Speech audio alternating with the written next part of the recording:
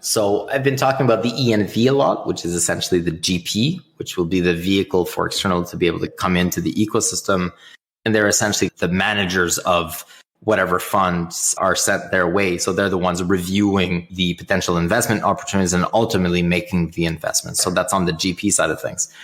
The EOS LP, which right now we're naming, I guess, the EFM, EOS Fund Management. This idea of the EFM and how it can essentially fund as an LP the GP while being still accountable and creating enough accountability to the block producers and the network validators, because those accounts still belong, the funds essentially always belong to the network.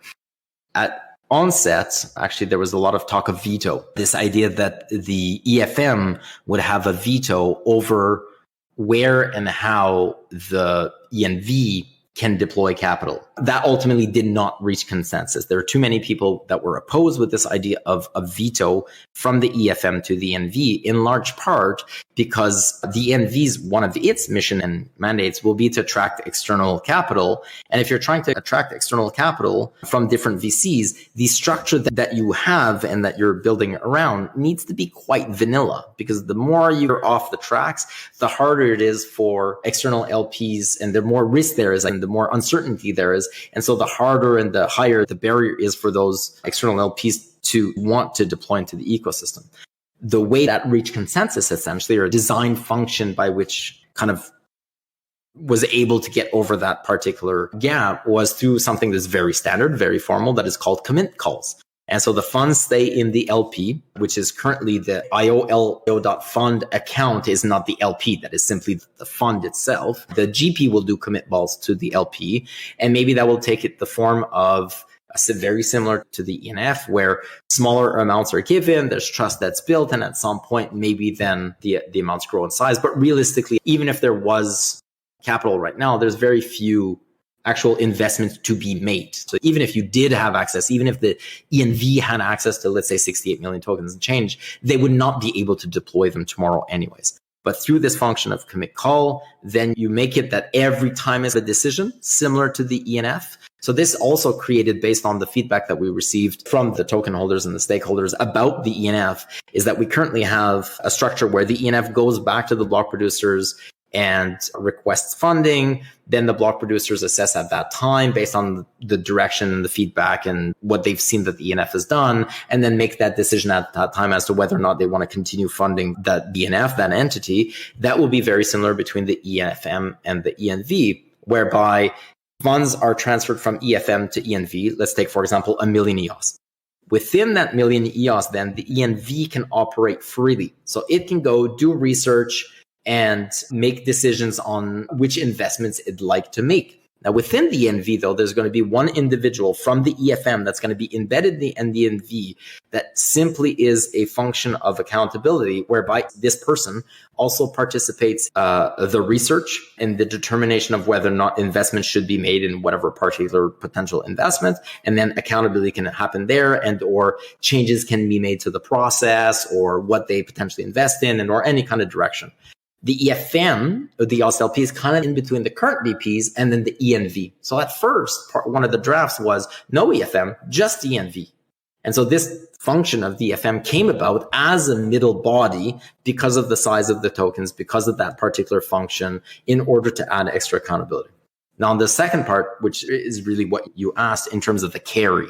So all of this, what I just said right now, that is what we're now going to undertake with legal and with members of this space, like VCs and other GPs, to define this structure. So what I basically just told you are some of the concerns, some of the goals, some of the design requirements. So then we're going to present that to a legal team. This is what we're trying to achieve. These are our concerns. This is what we want to ensure doesn't happen. This is what we want to ensure does happen.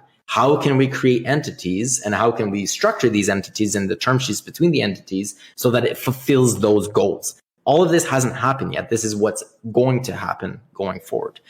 Now, in terms of carry, in terms of essentially, if an investment is made and then there's profit and or there's investment is successful, then that carry. So let's talk about the carry, which is what you asked. How do you ensure that actually drives value back to the EOS token holders? two of the ways that we mentioned right now in the PR that we did release that are known in the industry and are quite standard that we know likely we can leverage, and that legal preliminarily has given the go ahead that this is one way that these particular entities, once they're set up, et cetera, would likely be able to do is through token buybacks and or to token burns, which is essentially the same thing, but two sides of the coin, give or take. So those would be ways whereby if investments are made, those investments are successful, the carry that goes back to the EOS LP now becomes revenue and dividends for that EOS LP. What do you do with that revenue? Then it can go back into, like I said, token buybacks and or a token burn and or token lockup. Those are ways that we know that within this space have shown to be successful and or are possibilities. Think of Binance with the BNB burns, for example. Those are just examples of now what we need to figure out is, all right, what can we do? What are we legally allowed to do? How could we structure it? How do we ensure it happens so that we don't recreate what we saw with EOS VC, for example?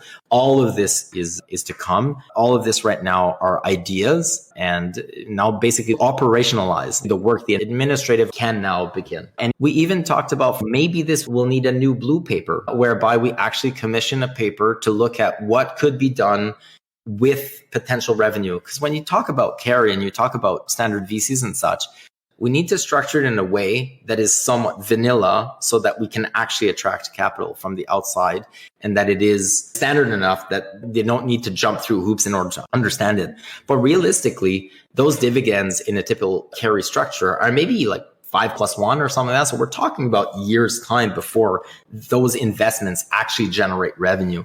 We still have plenty of time as a community to be able to figure out, all right, when funds come back, when investments are made and now are generating revenue, how can we ensure that those funds actually go, and not just our funds? So we will only be responsible for the EOS LP side of things, right? The EFM, the other external LPs that generate revenue and they have dividends, they can do whatever they want. It's their profit.